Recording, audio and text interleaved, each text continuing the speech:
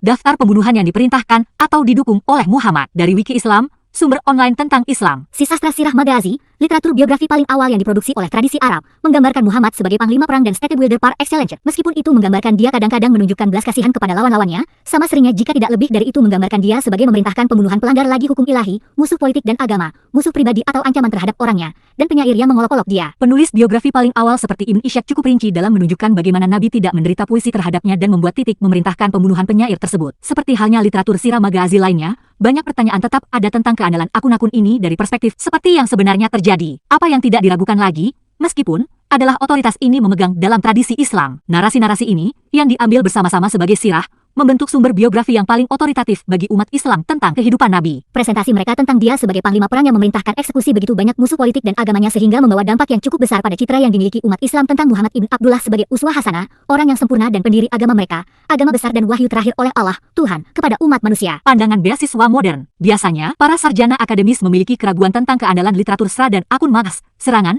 ekspedisi di dalamnya. Dalam analisis terperinci tentang protagonis, motif berulang dan perangkat tekstual, Persian Rohi telah mengidentifikasi bahwa beberapa laporan pembunuhan politik dalam literatur Sirah mungkin telah dimotivasi oleh suku-suku yang berusaha memuliakan leluhur mereka, atau untuk tujuan meminta maaf untuk membebaskan mereka atau suku mereka karena pada satu waktu menolak penerimaan Islam, dalam kasus terakhir terutama cerita-cerita yang melibatkan pembunuh keturunan Yahudi atau afiliasi yang membunuh anggota mereka sendiri, suku atau konfederasi demi Muhammad dan agama baru. Yang relevan dengan daftar di bawah ini, Rohi berpendapat berdasarkan cerita berulang dan perangkat tekstual bahwa pembunuhan Ibn Abi al-Huqaiq sebagian besar dibuat oleh suku Khazraj yang dicatat Al-Tabari yang ingin bersaing dengan pembunuhan oleh suku Medina saingannya, Al-Awais, dari penyair penghujatan lainnya, Ka'ab ibn al-Ashraf. Identitas tersangka pembunuh Ka'ab pada gilirannya telah diperdebatkan untuk dibuat untuk menutupi afiliasi Yahudi mereka dan simpati, terutama dalam kasus Muhammad B. Maslama, yang juga dikatakan telah memenggal kepala pemimpin Yahudi Kinana dan berpartisipasi dalam pembunuhan penyair Yahudi Ibn Abi al-Huqaiq yang telah disebutkan dan pemimpin Yahudi Al-Yusair disebutkan di bawah ini. Kisah pembunuhan Asma binti Marwan oleh Umair buta menggunakan motif berulang dari seorang pria buta membunuh seorang penghujat wanita, yang terjadi untuk kedua kalinya kemudian dalam daftar di bawah ini tanpa disebutkan protagonis. Rohi juga mempertanyakan beberapa cerita pembunuhan lainnya karena motif yang masuk akal untuk melemparkan tersangka pembunuh dalam cahaya yang lebih menguntungkan atau telah mentransfer motif. Ibn Sunaina,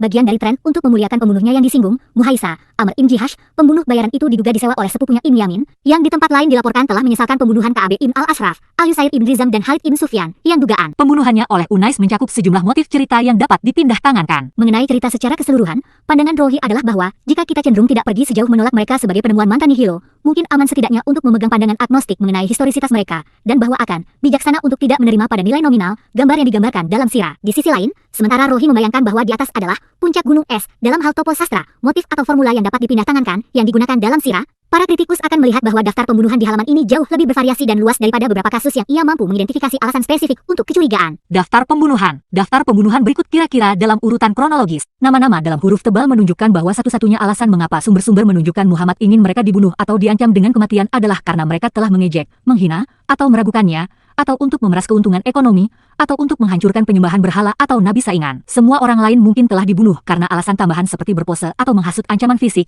atau pantas dihukum karena pembunuhan atau merugikan orang, seperti yang ditunjukkan dalam kolom alasan. Bunuh Asma binti Marwan karena menentang Muhammad dengan puisi dan karena memprovokasi orang lain untuk menyerangnya, membunuh penyair Yahudi Abu Afaq karena menentang Muhammad melalui puisi, dan menurut Ibn Sade, menghasut orang-orang melawan Muhammad. Menurut Mubarakpuri, Al-Nadir ditangkap selama Perang Badar. Sebuah ayat Al-Quran terungkap tentang Nadar bin Harits karena mengejek Al-Quran sebagai kisah orang dahulu. Dia adalah salah satu dari dua tahanan yang dieksekusi dan tidak diizinkan untuk ditebus oleh klan mereka karena dia mengejek dan melecehkan Muhammad dan menulis puisi dan cerita yang mengkritiknya. Menurut Waqidi, ia juga menyiksa sahabat Muhammad. Uqbah bin Abu Muaid ditangkap dalam Perang Badar dan dibunuh bukannya ditebus, karena ia melemparkan isi perut hewan mati pada Muhammad, dan membungkus garnet di leher Muhammad saat ia sedang berdoa. Menurut Ibn Ishaq, Muhammad memerintahkan para pengikutnya untuk membunuh Ka'ab karena ia telah pergi ke Mekah setelah Badar dan invade melawan Muhammad dan menyusun ayat-ayat di mana ia menunggu korban Quraisy yang telah dibunuh di Badar. Tak lama kemudian ia kembali ke Madinah dan menyusun ayat-ayat amatori yang bersifat menghina tentang wanita muslim. Ibnu Katsir menambahkan bahwa ia menghasut orang-orang untuk melawan Muhammad. Bunuh Abu Rafi, Ibn Abi al-Huqaiq karena mengejek Muhammad dengan puisinya dan untuk membantu pasukan konfederasi dengan memberi mereka uang dan persediaan. Bunuh Khalid bin Sufyan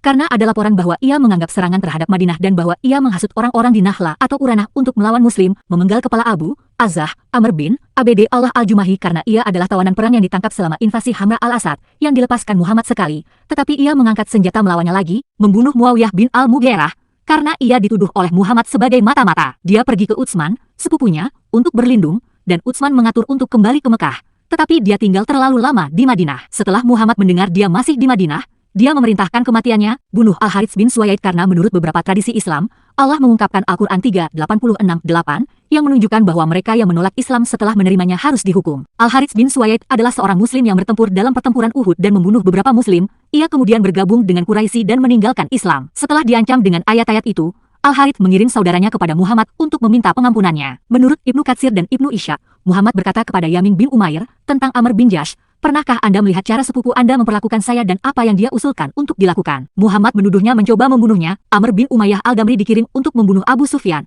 pemimpin Quraisy. 3 politeis dibunuh oleh Muslim, serang Bani Quraiza karena menurut tradisi Muslim ia telah diperintahkan untuk melakukannya oleh malaikat Jibril. Salah satu sahabat Muhammad memutuskan bahwa orang-orang harus dibunuh, harta benda dibagi, dan para wanita dan anak-anak diambil sebagai tawanan. Muhammad menyetujui keputusan tersebut, menyebutnya mirip dengan penghakiman Allah. Setelah itu semua anggota laki-laki dari suku yang telah mencapai pubertas dipenggal. 600-900 dipenggal. Tabari, Ibn Hisham, semua laki-laki dan 1 wanita dipenggal. Hadis, wanita itu bercakap-cakap dengan Aisyah dan tertawa ketika anak buahnya dibunuh oleh Muhammad di pasar. Tiba-tiba seseorang memanggilnya dan mengatakan bahwa dia akan dibunuh karena sesuatu yang dia lakukan, melemparkan batu kilangan pada Khalid bin Suwaid dan membunuhnya. Dia kemudian dibawa pergi dan dipenggal. Aisyah pernah berkata, "Aku tidak akan pernah melupakan keajaibanku pada semangatnya yang baik, kegembiraan dan tawanya yang keras ketika sepanjang waktu dia tahu bahwa dia akan dibunuh." Membunuh Abdullah bin Ubay, kepada siapa ayat 63:8 mengacu, dan yang dituduh oleh Muhammad memfitnah keluarganya dengan menyebarkan desas-desus palsu tentang Aisyah, istrinya. Putranya menawarkan untuk memenggal kepalanya. Bunuh Al-Yusair ibn Rizam karena Muhammad mendengar bahwa kelompoknya sedang bersiap untuk menyerangnya. Bunuh 8 orang yang datang kepadanya dan masuk Islam,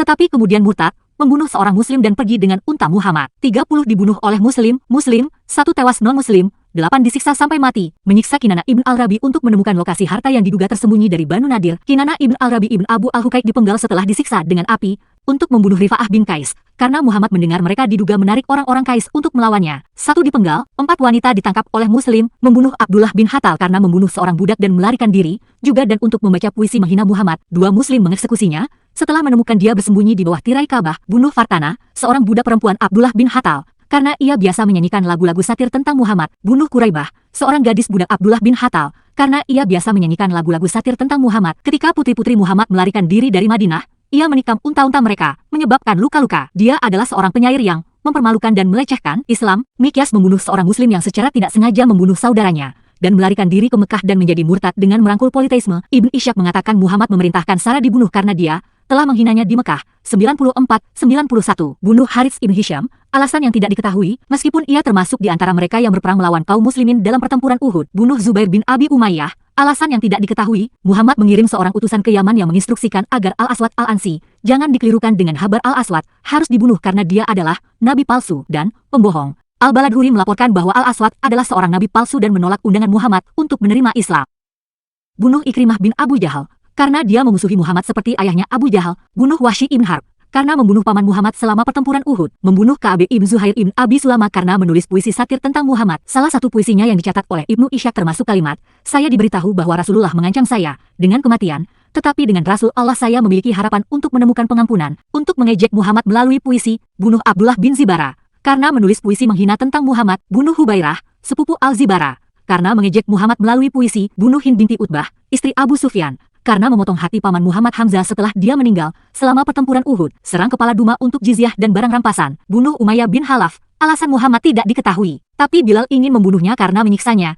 Dibunuh oleh seorang muslim atas inisiatifnya sendiri karena wanita itu menghina Muhammad. Ketika Muhammad mengetahui apa yang telah terjadi, dia mengatakan tidak ada pembalasan yang harus dibayar untuk darahnya. Muhammad dilaporkan memerintahkan para pengikutnya untuk membunuh setiap orang Yahudi yang jatuh ke dalam kekuasaan Anda. Muhaisa mendengar ini dan pergi keluar untuk membunuh Ibn Sunaina, seorang Yahudi. Bunuh Abdallah bin Sa'ed karena ia menjadi dan murtad, meninggalkan Islam, dan melarikan diri ke Mekah. Dia juga mengklaim bahwa dia adalah orang yang menulis ayat-ayat tertentu dari Al-Quran dan mulai mengejek Muhammad, yang membuatnya marah. Ibnu Katsir dan Sunan Abu Dawud mencatat bahwa Muhammad pernah berkata tentang Ibnu An-Nawahah, "Aku akan memenggal kepalamu jika bukan utusan itu tidak dibunuh," karena ia mengklaim Musailimah adalah seorang nabi. Sehingga Abdullah bin Mas'ud membunuh Ibnu An-Nawahah ketika ia tidak lagi menjadi utusan. Membunuh seorang pria Muhammad yang dicurigai sebagai mata-mata. Bunuh seorang pria dari suku Aslam untuk perzinahan. Muhammad mengirim Jarir ibn Abdullah untuk menghancurkan Ka'bah Yaman, Hual Halasah, yang merupakan subjek penyembahan berhala. Pria dari suku Aslam dilempari batu sampai mati. 100 orang Bahilah dan 200 Bani Hat'am dibunuh untuk menghancurkan berhala Durul Halasah.